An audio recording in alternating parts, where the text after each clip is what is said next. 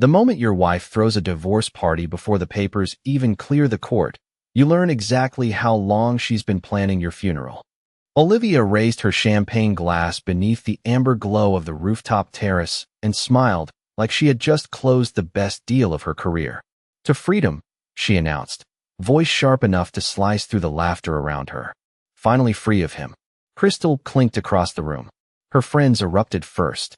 Then the executives joined in. A few people glanced toward me with the kind of pity reserved for bankrupt gamblers and aging athletes. I sat near the edge of the terrace beside a heater tower, one hand around a glass of bourbon I barely touched, watching my wife celebrate the destruction of our 17-year marriage like she'd won an award. Olivia looked stunning that night. Emerald silk dress. Diamond bracelet I bought during our 10th anniversary. The same bracelet she once cried over in a restaurant bathroom because she said nobody had ever made her feel cherished before me. Funny how memory works. A woman forgets the hands that built her life the second she finds a room full of people willing to applaud her ego. "Daniel." Rebecca Hayes leaned across the table with a grin stretched tight across too much Botox. "You okay over there?" "Rough night." The group laughed again. Olivia laughed loudest. I smiled into my bourbon and adjusted my cufflinks.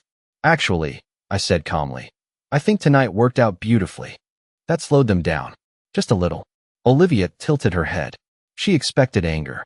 Men like Victor Lang trained her to expect emotional reactions. Victor stood near the terrace rail in a tailored navy suit, swirling scotch while pretending his relationship with my wife remained professional. He had spent 6 months circling her like a private equity shark around a weak acquisition.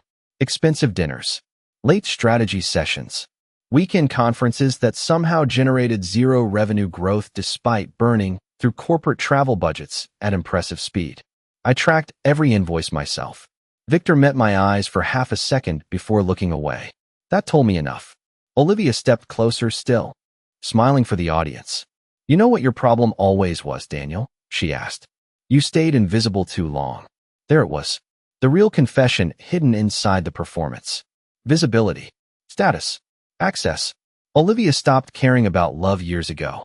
She chased rooms filled with wealthy people speaking in acquisition terms and valuation metrics while pretending morality belonged to poorer couples. She wanted power near her skin. That hunger rewired her completely. I studied her face while she spoke because people reveal themselves during victory laps. Her pupils stayed wide. Pulse fluttered at her neck beneath the diamond necklace.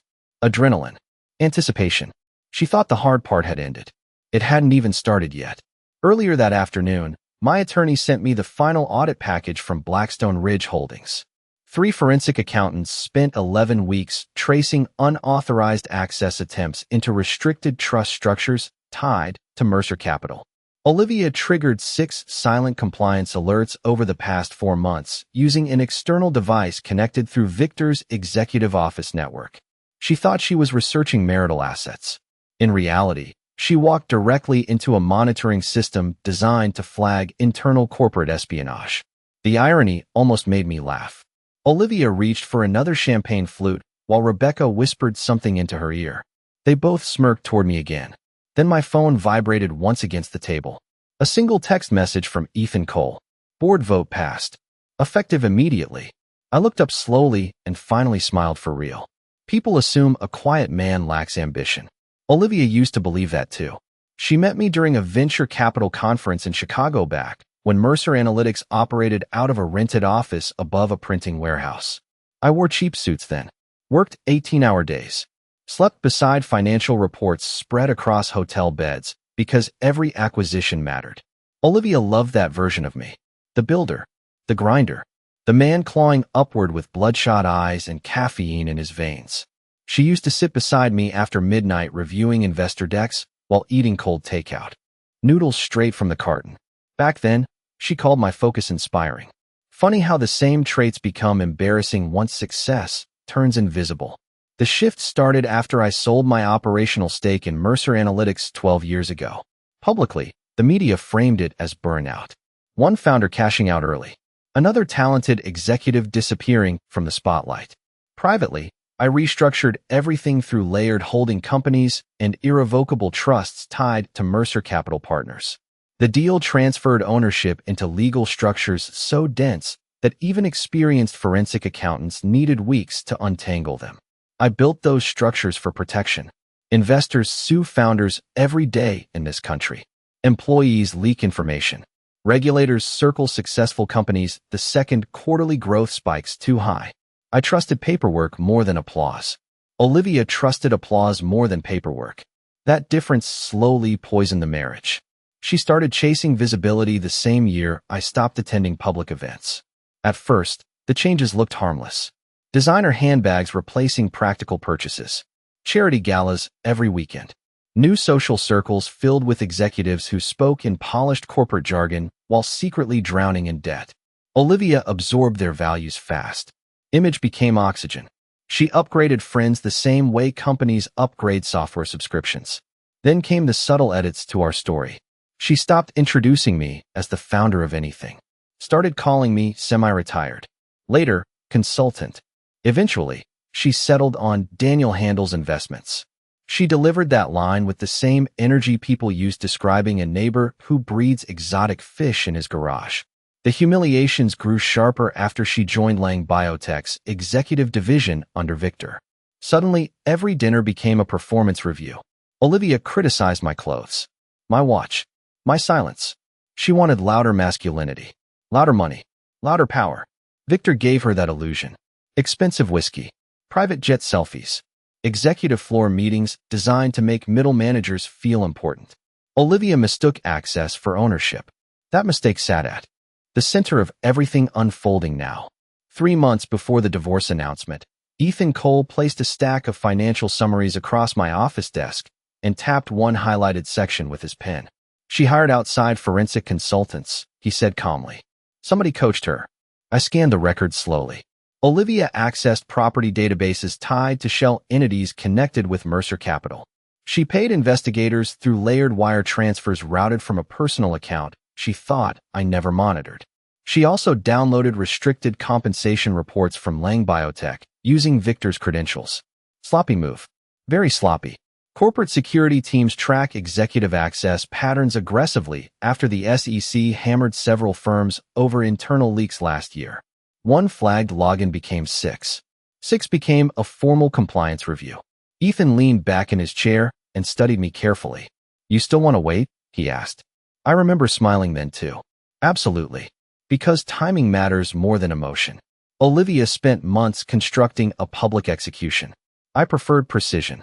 That night on the rooftop, while she soaked in applause from people secretly recording her speech for social media gossip, my phone vibrated again.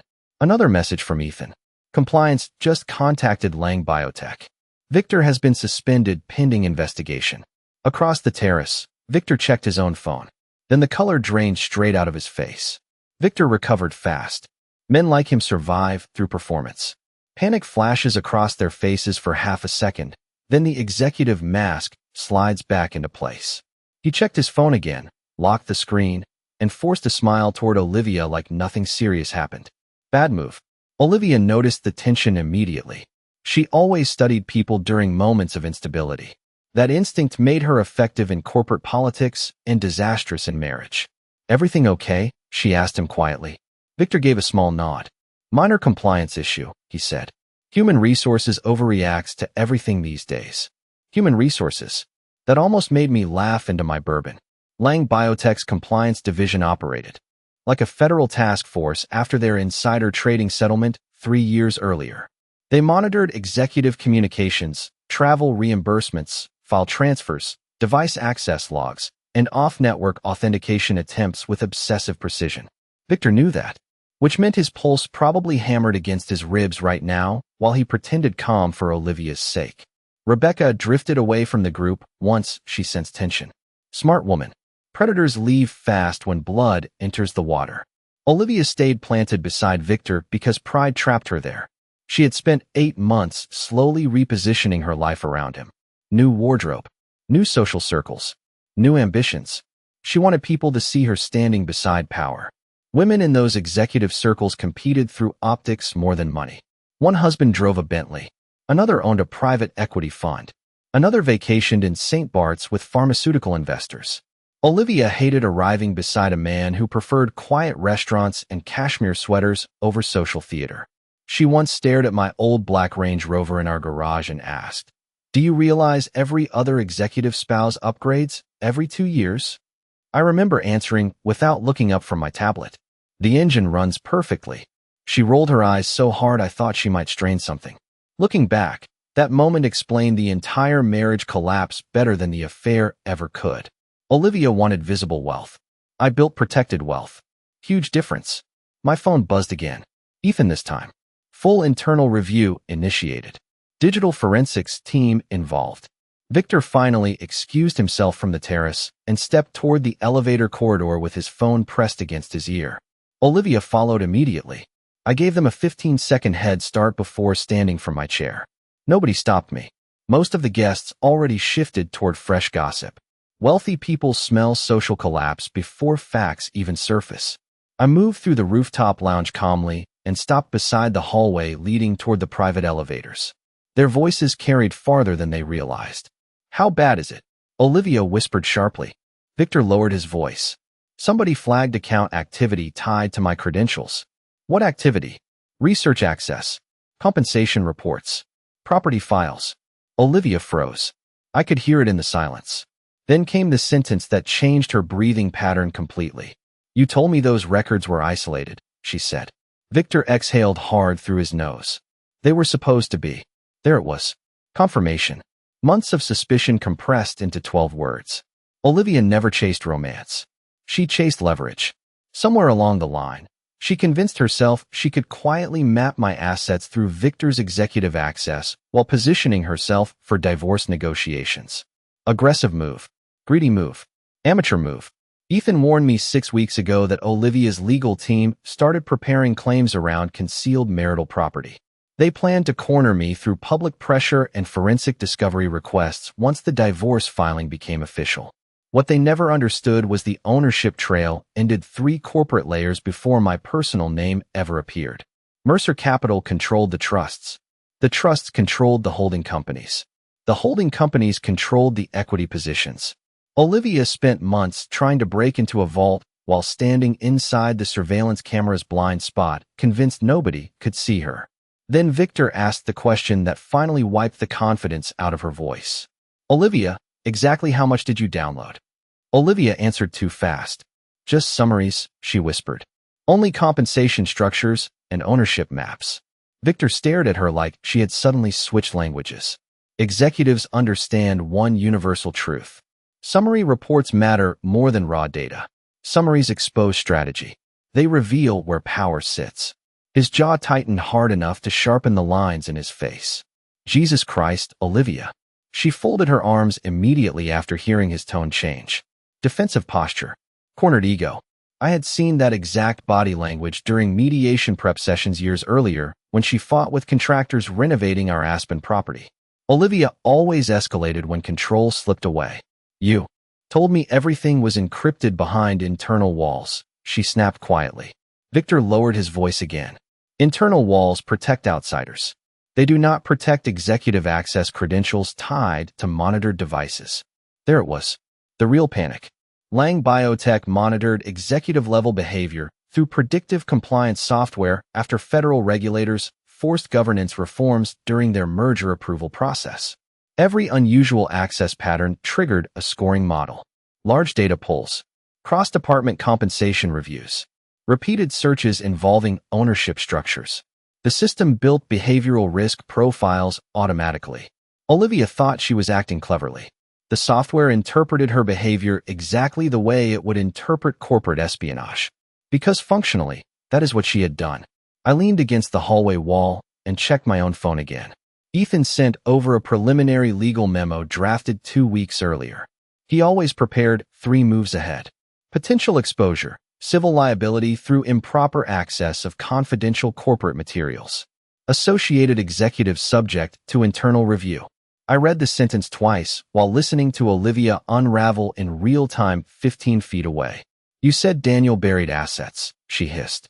"You said if I mapped the trusts first, my attorneys could pressure him into settlement."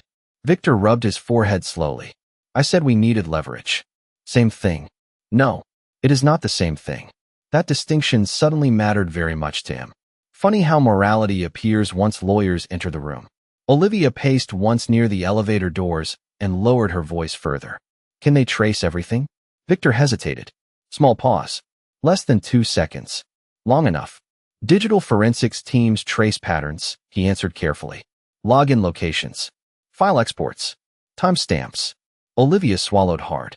Then came the line that told me exactly how deep her paranoia had grown over the past few months.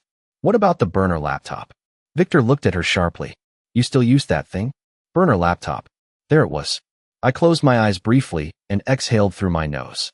Ethan suspected hidden devices earlier during the bank audit review after noticing repeated encrypted network pings routed through public wireless access points near Lang Biotech's executive offices. We initially assumed outside consultants. Turns out my wife had been sneaking around like a second-rate financial criminal trying to outmaneuver the man who spent 20 years building risk architecture for billion-dollar acquisitions. Olivia spoke again, voice trembling now. You told me Mercer Capital hid hundreds of millions through shell entities. Victor looked exhausted suddenly. Everybody uses shell entities, Olivia. That is standard asset insulation. Then why does Daniel act like none of this bothers him? Smart question. Finally. Because calm terrifies people once they realize they miscalculated. Panic spreads loud. Confidence spreads quietly. I watched Olivia's reflection in the elevator glass while memory replayed in my head. 6 weeks ago, she sat across from me at our dining table pretending concern over estate planning documents. She asked strange questions that night. Which trusts remained revocable? Which holdings transferred automatically during death events? Which jurisdictions protected beneficiary privacy? At the time, I answered vaguely while Ethan copied every unusual banking inquiry tied to her devices. Olivia thought she was gathering ammunition. She never realized she was feeding evidence directly into my legal strategy. Then Victor's phone rang again. He answered immediately this time. Said nothing for nearly 20 seconds. Just listened. When the call ended, his face hardened into something colder than fear. He turned slowly toward Olivia and said, They just froze my executive access. Effective immediately, Olivia stared at Victor like the floor had shifted under her heels. Executive access freezes happen fast in major corporations because hesitation creates legal exposure. One flagged account becomes a containment problem within minutes. Every email locks. Every internal dashboard closes. Every authentication token dies instantly. I knew the protocol because Mercer Capital helped design portions of the compliance restructuring package after Lang Biotech's merger settlement. Victor knew that too, which meant he understood something Olivia still missed. Internal investigations rarely stop with one executive. They spread sideways through communication chains, expense approvals, device histories, and financial anomalies. Somebody always talks. Somebody always panics. Olivia grabbed Victor's arm hard enough to wrinkle his sleeve. Fix it, she whispered sharply. Wrong tone. Wrong instinct. Victor pulled his arm free immediately. Tiny gesture. Huge meaning. Men abandon liability long before they abandon attraction. I need legal counsel, he answered coldly. Right now. Then he walked toward the elevator without touching her again. Olivia stood frozen in the hallway for 3 full seconds before pulling out her own phone. Her fingers moved fast across the screen, probably messaging her divorce attorney. Maybe Rebecca. Maybe both. Fear makes people multitask badly. I stayed near the corridor entrance and watched her breathing accelerate while memory dragged me backward 3 months earlier to the exact moment Ethan first uncovered her strategy. He entered my office carrying a thick black binder filled with financial tracing reports and metadata summaries from our private forensic team. Your wife escalated, he said calmly. She hired Caldwell and Pierce. That got my attention immediately. Caldwell and Pierce specialized in high-asset divorces involving hidden ownership structures, offshore entities, and executive compensation disputes. Expensive firm. Aggressive tactics. Olivia once mocked people for spending money on lawyers. Then she retained one of the most predatory divorce firms in Manhattan. Ethan opened the binder and slid several pages across my desk. She started preparing 6 months ago, he continued. Asset mapping. Discovery planning. Beneficiary tracing. Somebody fed her partial information about Mercer Capital. I scanned the reports carefully. Olivia requested archived property records tied to shell entities connected with my old acquisition network. She searched Wyoming registrations, Delaware trust filings, and dormant holding companies dissolved years earlier after restructuring. Ambitious work for somebody who spent 17 years pretending corporate finance bored her to death. Then Ethan showed me the real problem. She scheduled private consultations with forensic accountants using encrypted payment apps routed through layered merchant transfers. That meant premeditation. Careful premeditation. Olivia wanted leverage before filing for divorce because she believed hidden money existed somewhere beneath the surface. She was right about the money. Very wrong about access. What do you want to do? Ethan asked me back then. I remember standing beside the office windows holding those reports while thinking about the woman I married. Somewhere inside her mind, the marriage had already transformed into a hostile acquisition. She stopped viewing me as a husband. She viewed me as an asset vault guarded by paperwork. Nothing yet, I answered. Ethan studied me carefully. You realize she plans to corner you publicly. I nodded once. Good. Public arrogance leaves fingerprints. That sentence shaped everything afterward. We expanded monitoring legally through internal corporate channels once Olivia started crossing into restricted financial territory. Ethan coordinated with Mercer Capital's compliance division. Quietly, surgically, every inquiry tied to her devices entered a timeline. Every transfer request entered a legal archive. Every unauthorized attempt created another layer of exposure. Olivia thought she was hunting hidden wealth. In reality, she built an evidentiary trail with her own hands. Back on the rooftop hallway, her phone suddenly slipped from her grip and struck the marble floor hard enough to echo. She bent quickly, picked it up, then stared at the screen with her face draining pale again. This time the fear looked different. Personal. Raw. She whispered one sentence into the empty hallway before I finally stepped forward from the shadows. Why are all our joint accounts suddenly under review? Olivia turned so fast her bracelet struck the marble wall beside the elevator. For the first time that entire night, her confidence cracked without recovery. Daniel, she said carefully, voice thinner now, what did you do? Interesting question.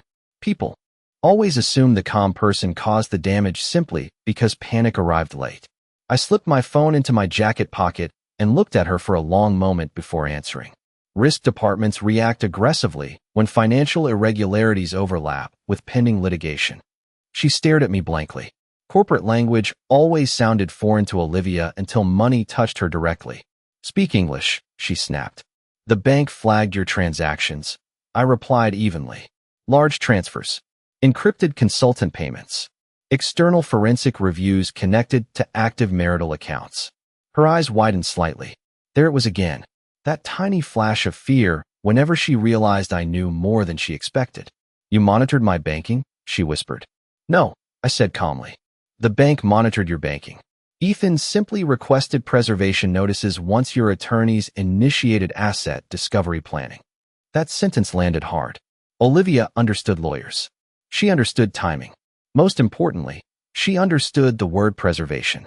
Once financial institutions receive preservation requests tied to anticipated litigation exposure, internal compliance teams freeze suspicious movement patterns automatically until reviews conclude. Temporary action. Extremely inconvenient action. She stepped closer toward me and lowered her voice. You set me up. I almost smiled at that. Olivia, you hired forensic accountants before discussing divorce with your husband. Because you hid everything. I protected everything. Same thing. Only to people chasing money. Her jaw tightened instantly. That line hit exactly where I intended. Olivia hated feeling judged more than she hated losing. Across the terrace, several guests already watched us openly now. Rebecca pretended to check her phone while clearly listening from 20 feet away. Social predators always gather around collapsing hierarchies. Olivia noticed the audience too. Her breathing shifted again. Slower now. Controlled. She switched strategies. Smart move. Daniel, she said softly. We can still handle this privately. Oh, there it was. Damage control. Earlier tonight, she toasted publicly to freedom beside executives and investors. Now she wanted privacy. Funny how exposure suddenly loses appeal once consequences appear. Your attorneys filed preliminary disclosure motions 3 weeks ago. I answered. Privacy stopped existing around the same time. Her face hardened again. You knew? About the motions? Yes. How? Because your lead attorney billed discovery preparation meetings through Caldwell and Pierce corporate retainers tied to shared marital reporting obligations. She blinked twice. That firm uses confidential billing. Nothing involving joint financial structures stays confidential for long. Silence settled between us for several seconds. Olivia looked past me toward the terrace windows where executives still mingled around champagne towers and catered desserts, completely unaware their social queen stood 15 feet away from a financial avalanche. Then she asked the question she should have asked months ago. Who exactly are you now? That one almost hurt.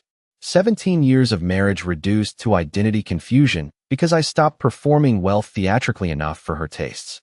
I studied her face carefully before answering. The same man who built your entire lifestyle. She looked away first. Tiny defeat. Important defeat. Then her phone buzzed again. She checked the screen instantly. This time the color vanished from her face so completely she looked physically sick. I watched her read the message twice before whispering under her breath. No. What happened? I asked quietly. Olivia swallowed hard. The Aspen house. Another pause. They suspended the property transfer. Now we were getting somewhere. 6 weeks ago, Olivia secretly initiated title restructuring discussions tied to our Aspen property through one of her consultants. She assumed the house belonged inside the marital estate. Technically, it never did. Mercer Family Residential Trust acquired the property years earlier after restructuring several legacy holdings. Ethan intentionally stayed silent while her consultants built transfer proposals around an asset legally outside her reach. Olivia finally looked back at me with genuine confusion burning through the panic. Why? Would they freeze the house? I held her gaze steadily. Because tomorrow morning, I said calmly, the trustees are voting on whether you violated fiduciary protection clauses tied to the family trusts. Olivia looked at me like she had suddenly realized the map in her hands belonged to a different country. Fiduciary clauses? She repeated slowly. Daniel, I am your wife. For another few weeks, I answered calmly. Legally speaking, that line cut deeper than anger ever could. She folded her arms tightly across her chest, trying to rebuild control through posture alone. People reveal their survival instincts during financial panic. Some beg, some rage. Olivia negotiated. You are blowing this out of proportion, she said carefully. Researching marital assets during a divorce is normal. Using executive credentials tied to an active compliance system is less normal. Victor accessed those files. At your request. Her eyes narrowed instantly. You have proof. I held her gaze without blinking. Silence unsettled her more than accusations ever did. Because silence meant preparation. 6 months earlier, Ethan explained something important during one of our strategy meetings. High-conflict divorces operate like corporate warfare now, he told me while flipping through discovery timelines on his tablet. Nobody trusts emotions. Courts trust records. So we built records. Quietly, methodically. Olivia generated most of them herself. Time-stamped consultations. Metadata trails. Device access histories. Property transfer drafts. Digital signatures attached to document requests she assumed disappeared inside private databases. Modern wealth leaves fingerprints everywhere. That is the price of scale. Olivia learned that lesson too late. She stepped closer again, lowering her voice once more after noticing Rebecca hovering near the terrace entrance pretending to scroll through messages. Listen to me carefully, Olivia whispered. If this becomes public, both of us take damage. There it was. Shared destruction. Another negotiation tactic. Corporate people love mutual threat logic. They assume everybody fears reputation collapse equally. Problem was, I spent the last decade intentionally removing myself from public dependence. Olivia built her identity entirely around external validation. Huge difference. You already made it public, I reminded her gently. You threw a divorce celebration in front of 200 executives. That was symbolic. So is a federal compliance inquiry. Her jaw tightened again. Then her phone rang. This time she answered immediately. Claire, she said quickly. Her attorney. I recognized the name instantly. Olivia turned slightly away from me while listening, but panic sharpened her voice anyway. What do you mean suspended? Pause. How long? Another pause. Her breathing changed again. Faster now. No, absolutely not. File an emergency response. She listened another few seconds before finally lowering the phone slowly from her ear. What happened? I asked calmly. Olivia stared at me with something dangerously close to hatred now. The court froze preliminary marital asset disclosures pending fraud review. I nodded once. Exactly on schedule. Ethan predicted the freeze would happen once compliance notices intersected with pending asset claims tied to disputed ownership structures. Courts hate ambiguity around large financial estates, especially when unauthorized access allegations appear beside active divorce litigation. Olivia understood the implications immediately. Discovery delays meant leverage delays. Leverage delays meant uncertainty. Uncertainty destroys people addicted to control.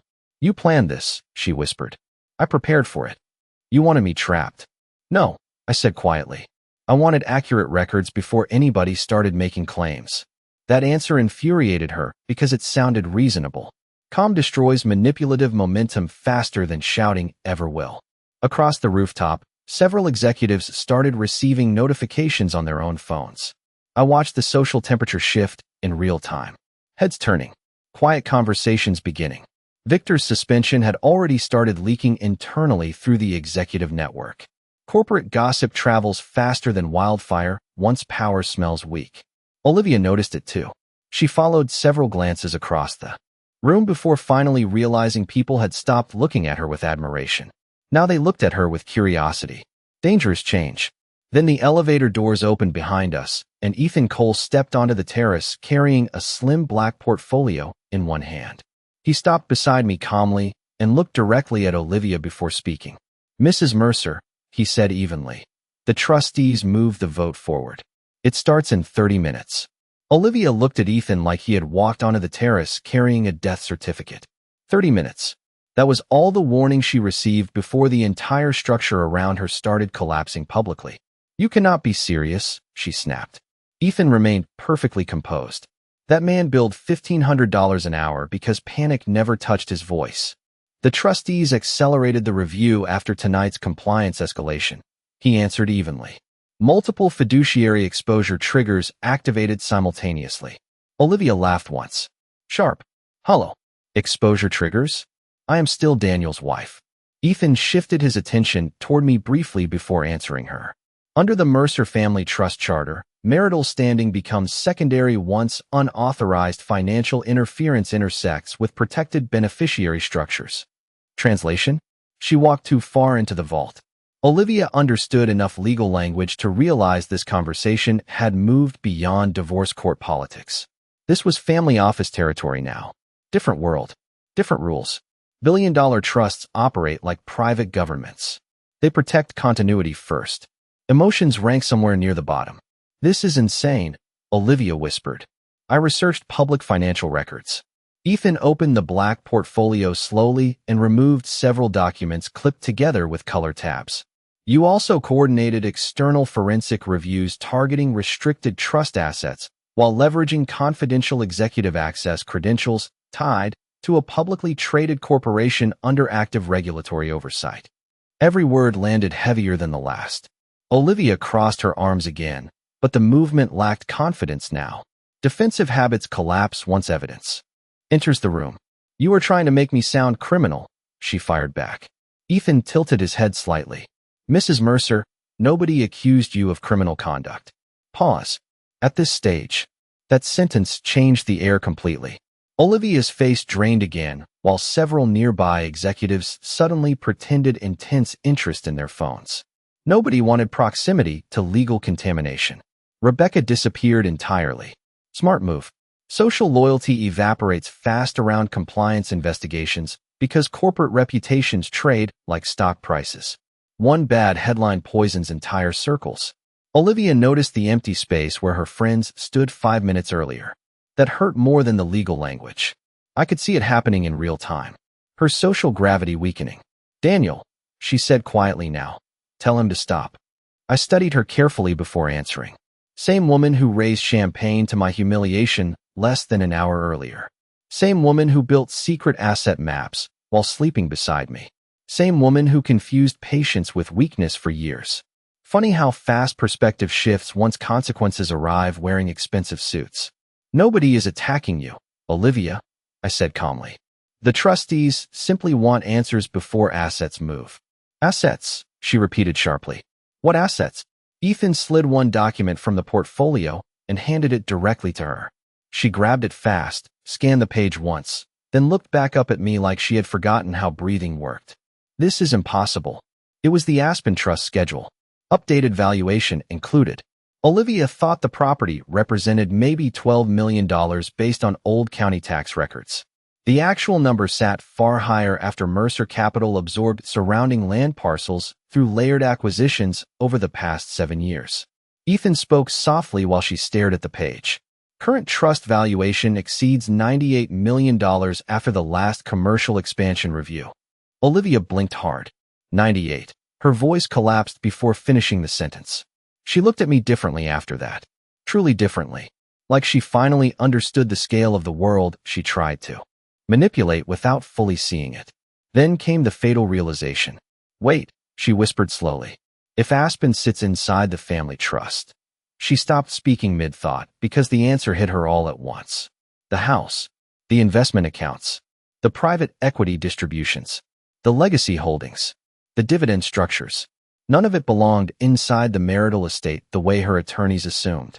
Ethan watched the realization spread across her face and quietly delivered the final blow. Mrs. Mercer, your divorce strategy triggered automatic beneficiary protection protocols 3 weeks ago. Olivia stared at him. What does that mean? Ethan closed the portfolio calmly.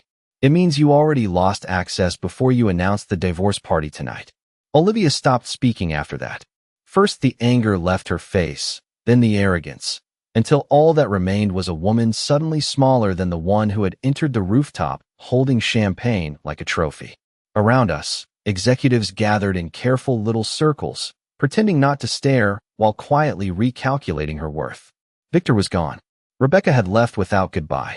That hurt Olivia more than the legal threats, because her whole identity had been built on standing close to power, and the moment power became dangerous, everyone scattered. Ethan closed the portfolio beneath his arm. The trustees will proceed without delay, he said. Olivia stared at the Aspen valuation pages, shaking in her hands. $98 million. For years, she had imagined hidden fortune and believed she could tear a piece from me before leaving me humiliated. Instead, she had triggered protections written long before her greed was born. Family offices survive because they expect betrayal. Every clause existed because someone once tried exactly what she had tried. Finally, she looked at me. You knew I would fail, she whispered. No, I said. I knew greed creates impatience. Her eyes filled, but pride still fought collapse. I spent 17 years with you, she said, and I still never understood who you were.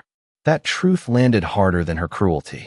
Somewhere, she had stopped seeing me and started seeing only rooms, invitations, applause, access. I removed my wedding ring and placed it beside her untouched champagne. What happens now? She asked. Ethan answered. The trustees determine whether your actions violated beneficiary protection standards.